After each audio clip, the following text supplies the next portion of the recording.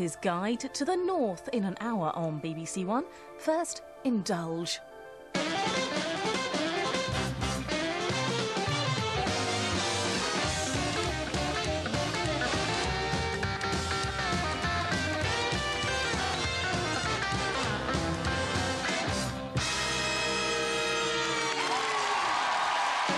Historical advisor and once or twice prosecuting counsel in a wander around the past, present and future of the fantastical world of soap opera.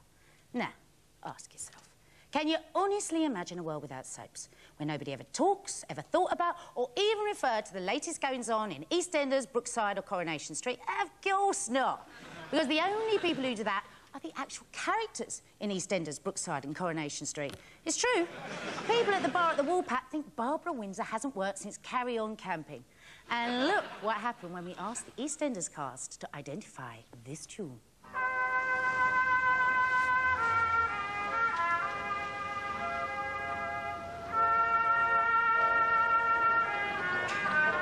Is it blind date?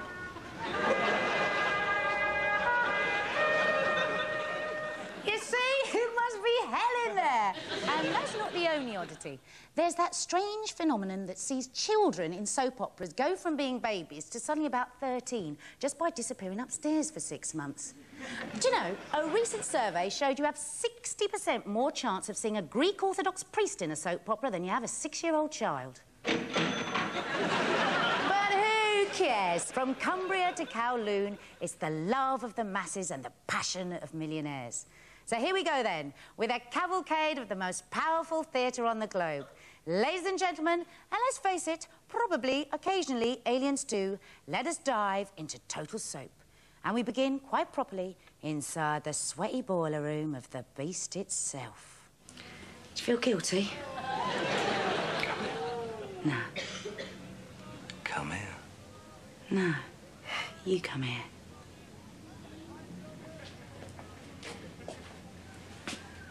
Are you really as frightening as you pretend to be? Are you?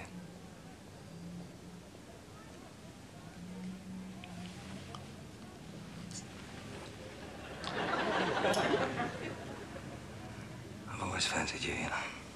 Really? Really. How much? A lot. An awful lot. An awful lot. I know. An exocet moves with less purpose. But look, it was just a job, OK? It meant nothing to me, just a sudden draft around me bra. Mind you, I can't speak for this lot. You're a lovely bloke, Phil. Anyone ever tell you that? Yeah, all the time. No, I mean it. You're really sweet. Thanks.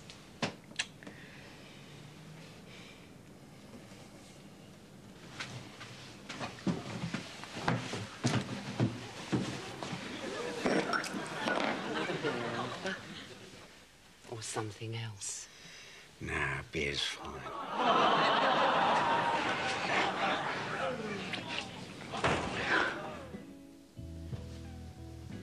Wake up, there's someone there. Wake up. Relaxing.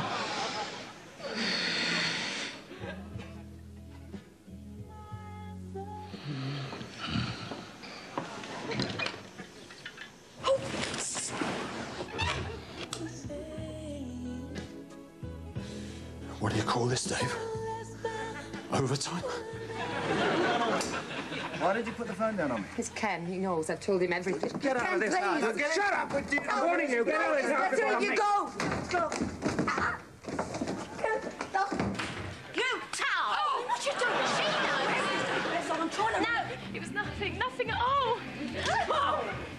You get her out, Kathy. Look at you. I can't think what I'm ever showing you. You and your sad, lonely old pill. Hope you all enjoyed the fireworks. Good night. Oh, yes, that's the style. Yep, in Soapville there are so many opportunities for sexual steam letting. If you've still got your pants on at lunchtime, it's half a day wasted. Of course, all those sizzling encounters were bound to end in tears, which actually is not such a bad deal. After all, in the world of dramatic licence, staying true and eventually pitching up at the altar to say I do carries with it a few more dangers than simply not having enough hymn books to go round. Now repeat after me. With this ring, I thee wed. With this ring, I thee wed. Can I have everyone's attention, please? Right, if you'd like to join me in a toast to the Hart family. Hart family. Hart family. Hart family. The Hart family. Let us pray in peace.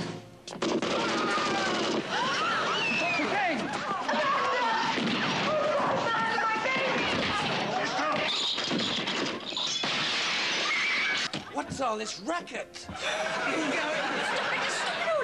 Hey, there's a smell of gas from somewhere.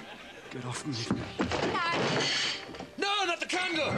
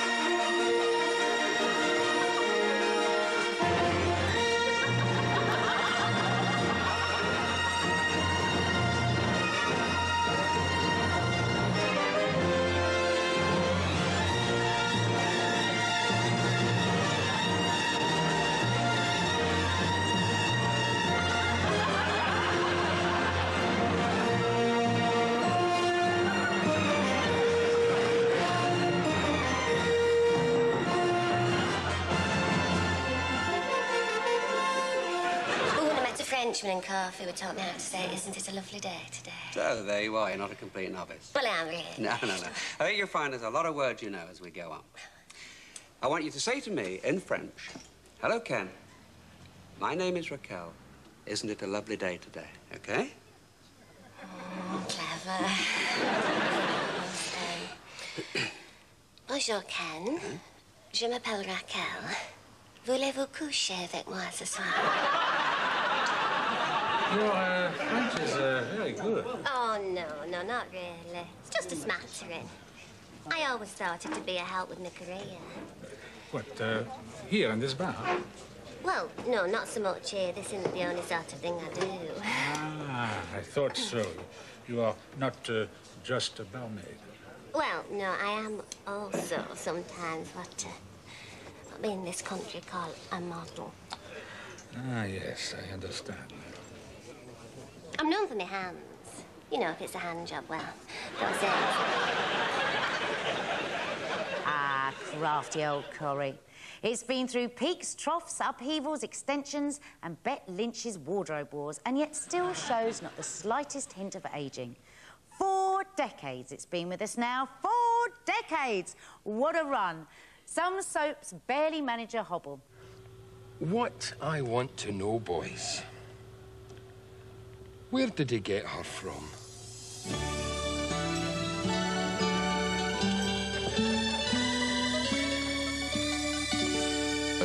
ready for El Dorado, BBC1? There's not much point us being out here on our own. Just to earn money. Point is, here's where Mum and Dad stake their house. That's point enough, isn't it? Come on, Gav. This is supposed to be cheering ourselves up. I might as well be down bad if you're going to hang your head, man. Hey, up. Here's talent. Look at that. Arnaud, tu veux bien t'éloigner de cette fenêtre, s'il te plaît? Je sais parfaitement qui tu cherches. Qui? Laisse-moi deviner. Ne serait-ce pas Trin Svensson, par hasard? C'est ça. Je t'assure que non. S'il te plaît, maman. C'est ridicule. J'ai 16 ans. Eh ben, il fallait y penser avant de détourner Mademoiselle Trin du droit chemin. This one's much more you, darling. Oi, Hello. come away. Hello there. Do you think putting it like this? It's lovely. Are you okay? Oh, you heard? Oh, it's like a horror film. I was so scared. Javier grandmother says it's gypsies. Yeah? I'll have ¿Cuánto cuesta la caja? 2,000 pesetas. La llevo. It's very beautiful, too. What's wrong? Nothing. Everything. I'm fed up. Trin? It's not fair. But don't you think I feel the same way? I can't stop thinking about you. Us, together. It's driving me crazy. But not for much longer. What do you mean? Today is the day. But how? Didn't your father ever tell you? Leave it to me. I'll fix everything. El Dorado. Hey, great news, everyone. They're bringing it back. It was a joke. Now, there were lots of problems with El Dorado, and I think a few of them can be clearly glimpsed in that last scene. Trin? The first error here is, if you're going to mount a steaming love plot in your soap, try to make the male involved a bit more than 9 years old. Secondly, while I was a big fan of Helen Hunt's performance in As Good As It Gets, here she is plainly missing a Jack Nicholson and struggling with the accent. Also, even if your boyfriend is a first year, should he really be such a pushover? Lastly, love, when one actor is speaking, try not to mouth along with the dialogue. Leave it to me. I'll fix everything. Watch it again. Leave it to me. I'll fix everything. As for the rest of El Dorado, it does not become me to slag off my fellow professionals. Nope, not even Fizz. Oh, it's like a horror film. I was so scared. Who, I'll agree, while undoubtedly gorgeous, did go through each episode looking like she'd just head-butted the Hubble telescope. No, it's not for me to say why it failed. So, to analyse further the social and traditional fixed media implications of just why El Dorado didn't connect with the British viewers, here is critic and writer Jonathan Ross. It failed because it was atrocious old crap. Thanks for watching, and do enjoy the rest of the show.